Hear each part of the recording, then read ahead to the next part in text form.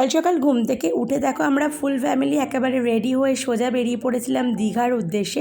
তো আমরা প্রথমেই গেলাম ব্যারাকপুর স্টেশন, আর এই দেখো সোজা উঠলাম বাসে।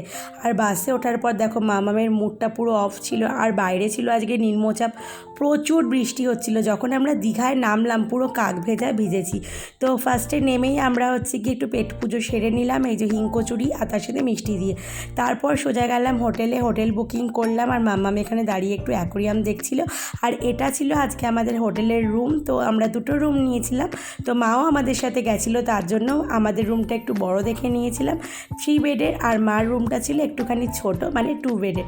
তারপর একেবারে দেখো রেডি সেডি হলাম, আর বাইরে আজকে প্রচুর বৃষ্টি ছিল, তার জন্য কোনো ভ্লগ তোমাদের মাঝে আনতে আমি পারবো না। এই দেখো মাও কিন্তু আমাদের সাথে এসেছিলো। তারপর বিচে গিয়ে আমি তো জাস্ট পাগল হয়ে গেছিলাম এত জল একসাথে দেখে। সো মিনি ভ্লগটা তোমাদের কেমন লাগলো জানিও, ভালো লাগলে লাইক করো।